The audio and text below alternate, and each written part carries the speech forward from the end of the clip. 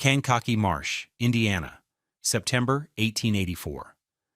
The air, thick with the smell of damp earth and decaying sedge, carried the rhythmic thud of a maul striking wood. Andre Mokanu, a man built as solid as the timbers he worked, was setting the last of 6 enormous cedar posts into the marshy ground. They were not foundation stones for a sill, nor were they corner posts for walls.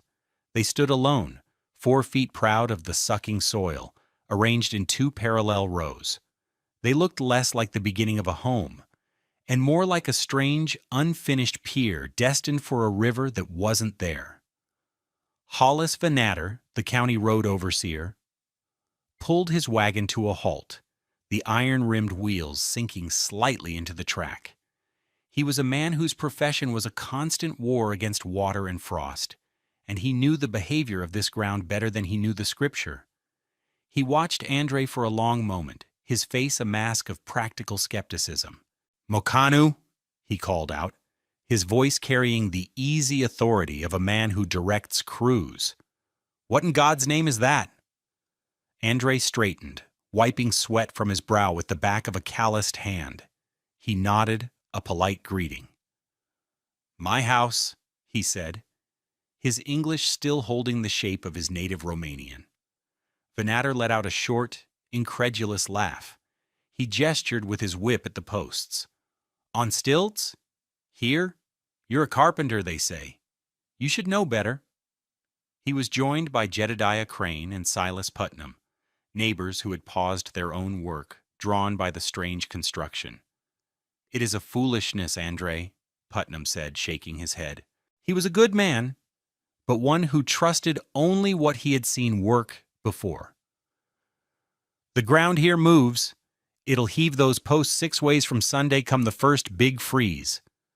Vanatter pointed a thick finger at one of the cedar trunks.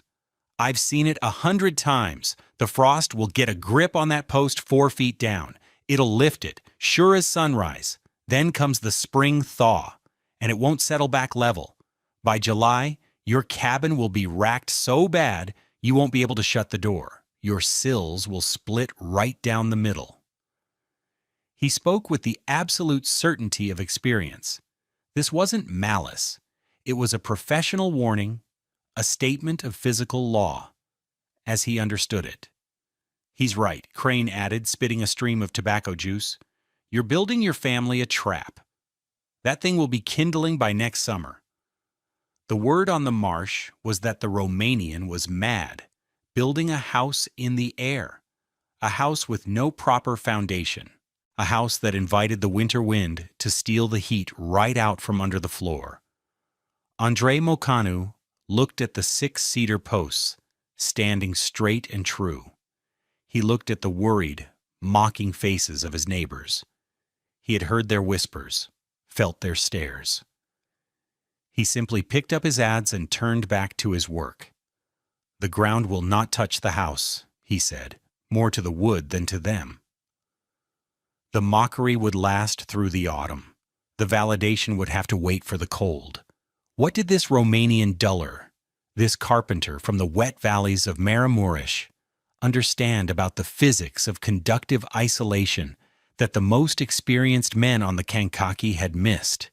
Stick with me, and I promise you will learn the simple, profound principle of the thermal break, a concept this immigrant woodsman understood in his bones long before scientists gave it a name. This channel is dedicated to uncovering the lost wisdom of those who survived on the edge. If you value these stories of ingenuity, take a moment to subscribe and click the bell so you don't miss an episode. Now tell me in the comments, what's the most unusual but effective building technique you've ever seen or heard of? Andre Mokanu was not a farmer. He was not a trapper, nor was he a frontiersman in the way Americans understood the term. He was a dulgar. In the forested mountains of northern Romania, that word meant more than just carpenter. It meant a man who could read a tree from its bark, who could join timbers so tightly that a knife blade couldn't find a gap, a man who understood the life of wood and the weight of a house. His hands were not accustomed to the prairie plow, but to the familiar heft of a broadaxe, the precise bite of a chisel, the satisfying rasp of a hand-hewn plane. He had spent his youth raising houses not on stone, but on massive oak stolpi, or posts, lifting them above the damp earth of the river valleys, where floods and moisture were a constant threat. He had brought his wife, Elena, and their two small children, Luca and Sophia, to America for the promise of land. The parcel they could afford was here, on the edge of the great Kankakee Marsh, a place that reminded him of the river bottoms at home, but with a cold that was a different beast entirely. It was a wet cold, a cold that seeped and crawled and found its way into everything. Their first winter in 1883 had been a lesson in that cold. They had built a small, tight cabin the way his neighbors advised, with log sills laid on a foundation of fieldstones, the floor planks just inches above the dark soil.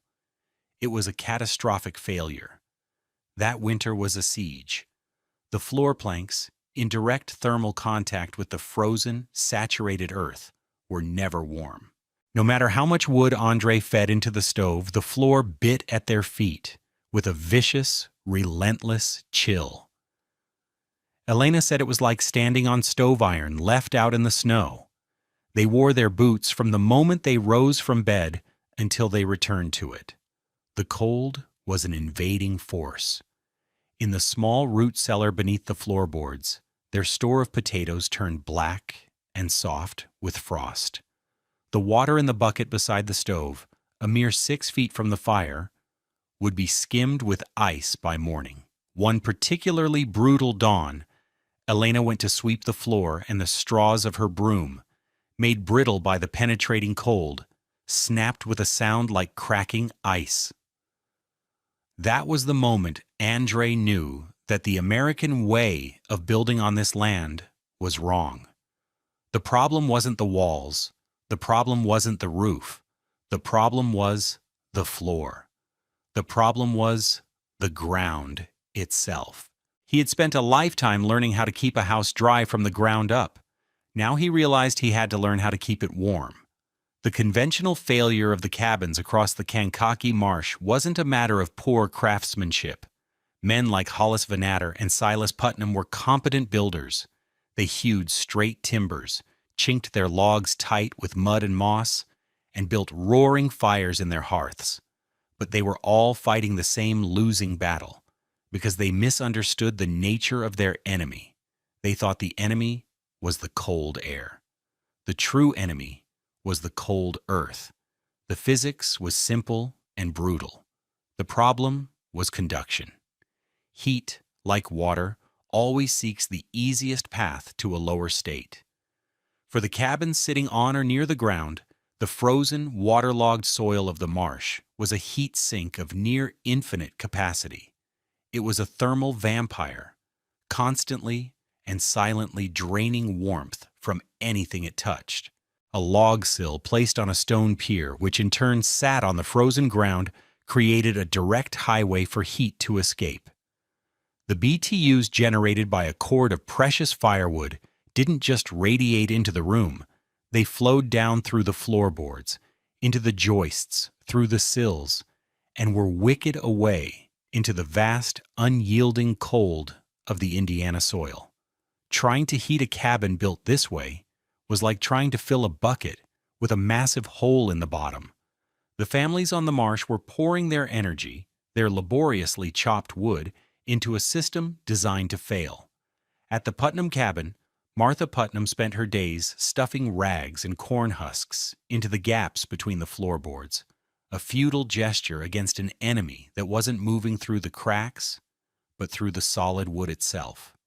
They burned nearly twice the wood of families on drier, sandier soil, yet their children were always coughing, their nights spent huddled together under every blanket they owned.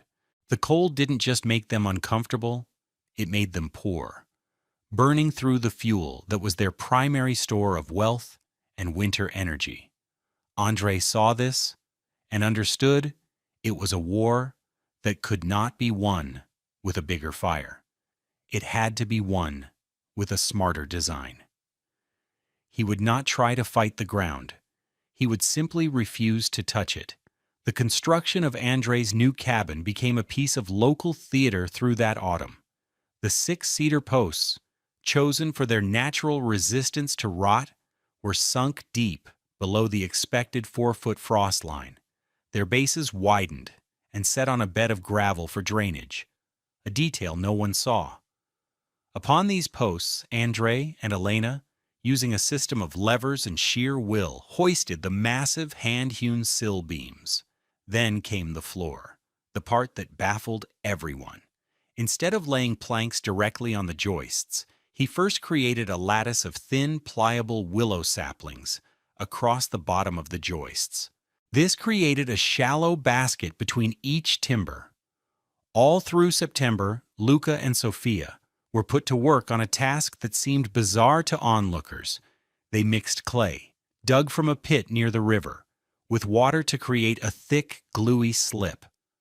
Andre, meanwhile, took scythes of straw and soaked them in this slurry until every stalk was coated in a thin film of wet clay.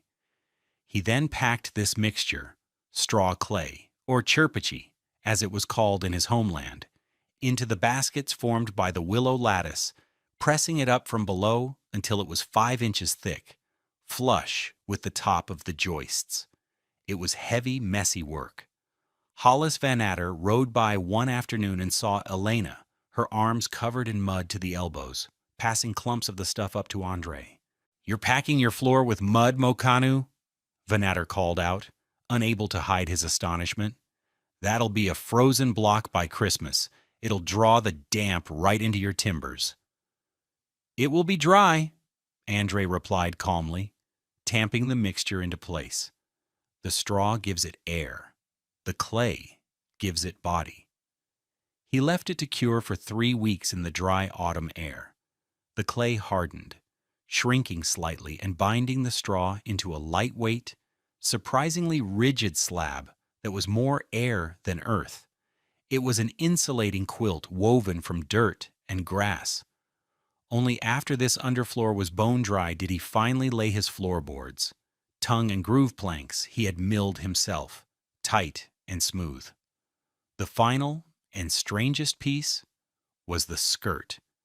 Andre took large slabs of poplar bark, flattened and dried, and tacked them to the outside of the frame, hanging from the floor down to about 6 inches from the ground. It didn't seal the space completely, but created a screen, a barrier. "Now he's building a fence to keep the mice warm," Jedediah Crane was heard to remark at the trading post. The consensus was that Andre Mokanu wasn't just eccentric, he was inviting disaster. His floor was held up on sticks, insulated with mud, and skirted with bark. Every known principle of sound construction on the Kankakee had been violated. Van Adder made his final prediction to a group of men at the crossroads. "When the thaw freeze comes, that ground will heave and those posts will dance. He's built his family a house of cards. It's a professional shame." Andre heard the talk. He saw the pitying glances. He simply continued his work. He was not building for them. He was building for Elena and Luca and Sophia. He was building against the memory of snapping broom straws and blackened potatoes. What his neighbors saw as madness was, in fact, a sophisticated, multi-layered defense system based on a deep, intuitive understanding of thermodynamics. Andre Mokanu was waging a war against heat loss, and he was fighting it on 3 fronts. The primary enemy, as he had learned in his first brutal winter, was conduction. This is the transfer of heat through direct physical contact. The damp, frozen soil of the Kankakee Marsh was an exceptionally good conductor. When a standard cabin sill logs rested on stone piers, heat from the floorboards would flow directly into the logs, then into the stones, and finally be sucked away by the earth. It was a continuous, unstoppable drain. Andre's first and most dramatic solution was to sever this connection entirely. By lifting his cabin 4 feet into the air on 6 cedar posts, he created a massive air gap. Air is a terrible conductor of heat, roughly 20 times less conductive than wood, and hundreds of times less than damp soil. He had effectively created a demilitarized zone between his living space and the heat-sucking ground. He had severed the thermal bridge. But Andrei knew that wasn't enough. Heat doesn't just travel through conduction, it also radiates. A warm floor will radiate its heat downwards into the air beneath it. If that space is open to the winter wind, that radiated heat is immediately stolen and carried away. This is where the next two layers of his system came into play. The 5-inch thick quilt of straw clay he packed between the floor joists was the heart of his innovation. While his neighbors saw mud, Andrei saw millions of tiny air pockets, the individual stalks of straw, each a hollow tube, trapped air. The chaotic matrix of the packed straw trapped even more air in the spaces between the stalks. These pockets of still air are what gives straw its incredible insulating power. The clay acted as a binder, holding the straw together and adding a degree of thermal mass and fire resistance. This quilt was a formidable barrier to radiant heat loss. Any heat that radiated down from the floorboards would be trapped in the straw clay matrix, warming it slightly and slowing its escape to a crawl. The final piece, the bark skirt, was a stroke of genius his neighbors mistook for decoration. It addressed the third mode of heat transfer, convection. Convection is heat transfer through the movement of fluids, like air. A harsh winter wind blowing under his cabin would create convective loops, scouring away any warmth that did manage to escape the floor. The bark skirt didn't seal the crawl space, which was important to prevent moisture buildup, but it stopped the wind. It created a pocket of relatively still, calm air under the house.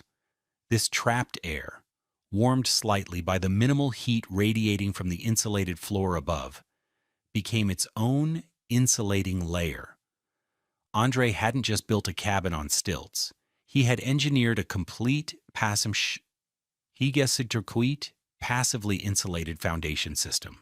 He had defeated conduction with the air gap, radiation with the straw clay quilt, and convection with the bark skirt.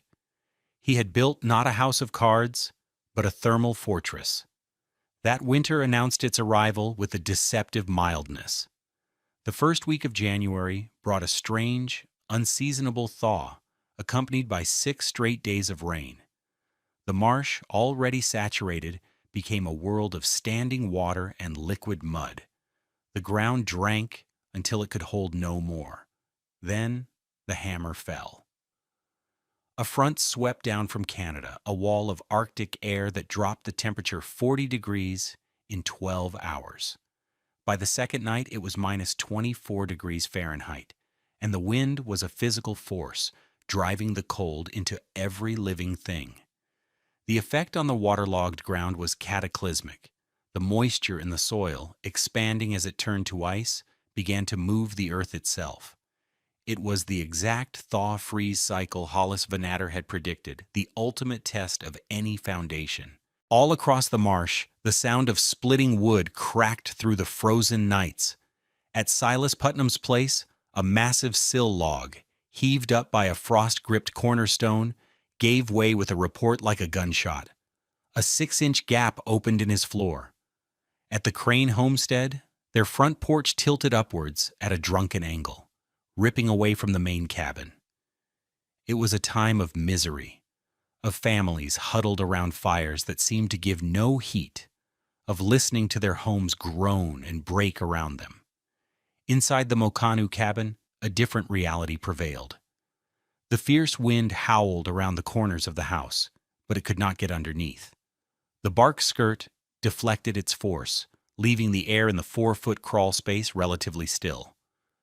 The ground outside was frozen solid 4 feet down, but the earth directly under the footprint of the house, protected from the wind and sky, was measurably less frozen.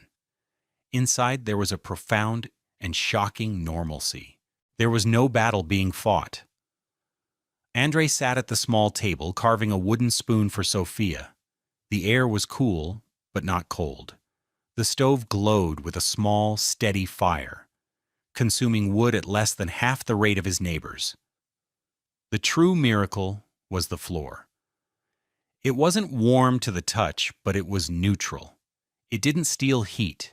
It didn't bite. Elena moved about the cabin in her stocking feet, preparing a stew. The smell of onions and simmering beef filled the single room, a domestic comfort unthinkable in the frozen cabins around them.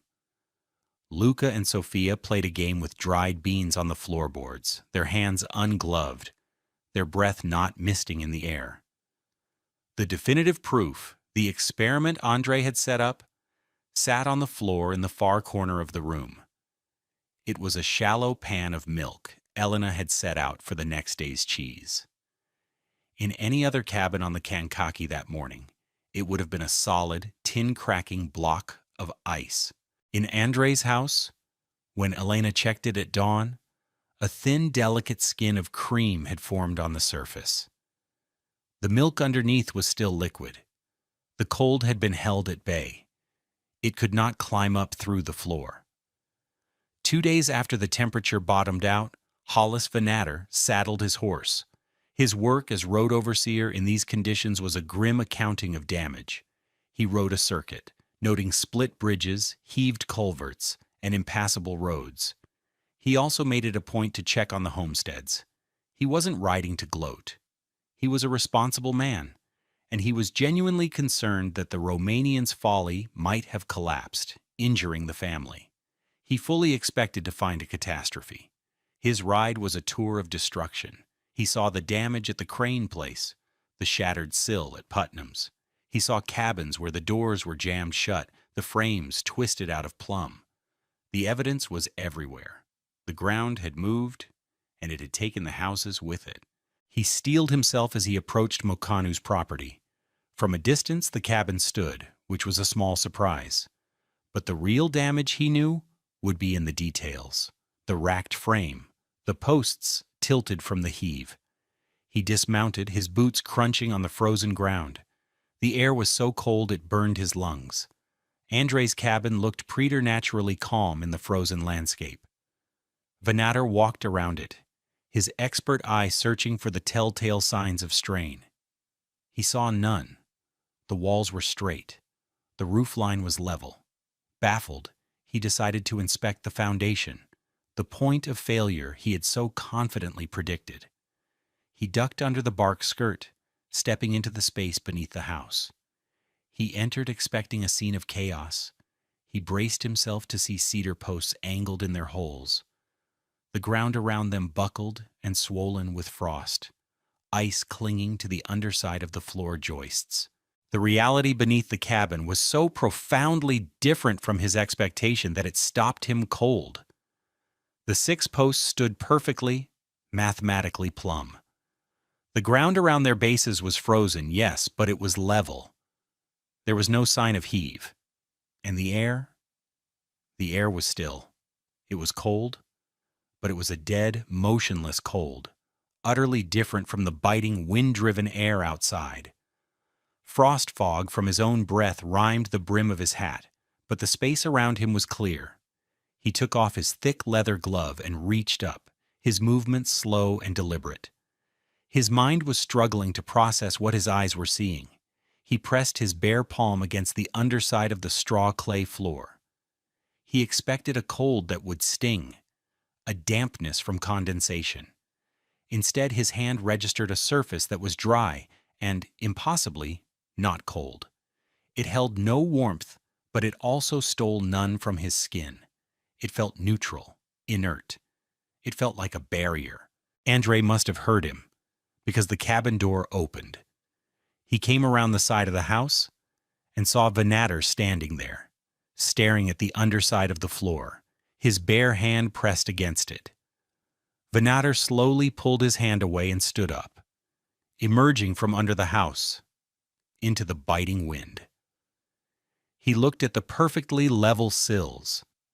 He looked at the plumb posts. Then he looked at the quiet Romanian carpenter. For a long moment, the road overseer, a man of loud certainties and practical declarations, was silent. The evidence of his own senses had dismantled a lifetime of experience. The ground had heaved everywhere, except here. The cold had broken everything, except this. He finally found his voice, shaking his head in slow disbelief. He wasn't looking at a structure of wood and mud anymore. He was looking at an idea, a profound, world-altering idea. "My God, Mokanu," Hollis Vanatter said, his voice raspy with awe. "You didn't build a cabin, you built an ark." The conversion of Hollis Vanatter was as total as it was sudden. He became the technique's most vocal and credible advocate. Where his mockery had once been public, his praise was now evangelical. At the trading post, at Sunday service, on his rounds as road overseer, he explained what he had seen. He spoke not of Romanian foolishness, but of Romanian genius. He described the plumb posts, the dry air, the floor that did not bite. Coming from him, the man whose job was to understand the ground, the testimony was irrefutable. He couldn't fully explain the physics, but he could describe the results. He told Silas Putnam, "Your heat is bleeding into the ground, Silas." Mokanu, he lifted his house right out of the battle. The true vehicle for the idea's spread, however, arrived with the spring thaw. Father Constantine, the Romanian Orthodox circuit priest, made his way to the Kankakee settlements for Pascha, the Orthodox Easter. He was a vital link for the scattered immigrant communities, a carrier of news, letters, and faith. He stayed, as was tradition, with the Mokanu family. He arrived expecting the usual hardships of a frontier cabin, but instead found a home with a dry, comfortable floor and a lingering, even warmth. He was a learned man, and he listened intently as Andre, with Elena helping to translate the finer points, explained the principles of the stalpi, the straw-clay chirpishi, and the bark skirt. Father Constantin saw more than a clever house. He saw a key to survival for his parishioners, many of whom were struggling on marginal, marshy land just like this. When he left a week later, he carried not just blessings, but a set of detailed drawings Andre had sketched on a piece of smoothed poplar bark. That spring, on his circuit through the wetlands of northern Indiana, he shared the design. He spoke of Andre Mokanu's Ark during his visits to 3 other Romanian families settled in the marshes of Lake and Porter counties. By the time the first snows of 1885 threatened, 3 new cabins were rising on cedar posts, their floors insulated with the humble genius of straw and clay. The idea was beginning to spread, carried by a man of God who recognized a practical miracle when he saw one. The quiet carpenter from Maramuresh, using materials available to any settler, clay from the riverbank, straw from the field, bark from the woodlot, had engineered a solution that anticipated modern building science by nearly a century. Today we call his principles by technical names. The 4-foot air gap is a ventilated crawl space. The refusal to let wood touch the ground is a thermal break, a foundational concept in high-efficiency construction designed to stop conductive heat loss. His straw clay quilt was a handmade, site-built structural insulated panel, or SIP. His bark skirt was a rudimentary but effective rain screen and wind barrier. Without formal training, without scientific instruments, Andre Mokanu had intuitively designed and built a high-performance, passively heated foundation system, a feat of engineering that would not become common practice until the energy crises of the late 20th century. There is a lesson in the 6 cedar posts of Andre Mokanu's cabin that transcends engineering. The other settlers on the Kankakee Marsh saw the brutal winter cold as an enemy to be fought head-on. They built thicker walls, chinked their logs tighter, and burned ever larger fires.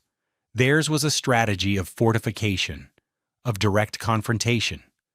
They stood their ground and tried to overpower the cold with sheer force. Andre saw the problem differently. He understood that the ground itself was an unconquerable foe, an infinite reservoir of cold. To fight it directly was to waste one's life and warmth in a battle that could never be truly won. His solution was not one of conflict, but of transcendence. He recognized that you did not have to live in the territory the cold had claimed. With elegant simplicity, he chose to occupy the space just above it. The other men fought the cold where it was strongest. Andrei Mocanu simply stepped his family up out of its reach. If this story of quiet genius and practical wisdom resonated with you, please consider liking this video and subscribing to our channel for more tales of forgotten ingenuity. We believe these stories hold lessons that are more relevant today than ever. Let us know in the comments. What other old-world building techniques have you seen that solve modern problems in a simple, elegant way? We read everyone. Disclaimer: this video presents historically inspired reconstructions for educational and storytelling purposes. The characters, names, and specific events depicted are fictionalized for narrative clarity, but the building techniques and scientific principles are based on real historical practices.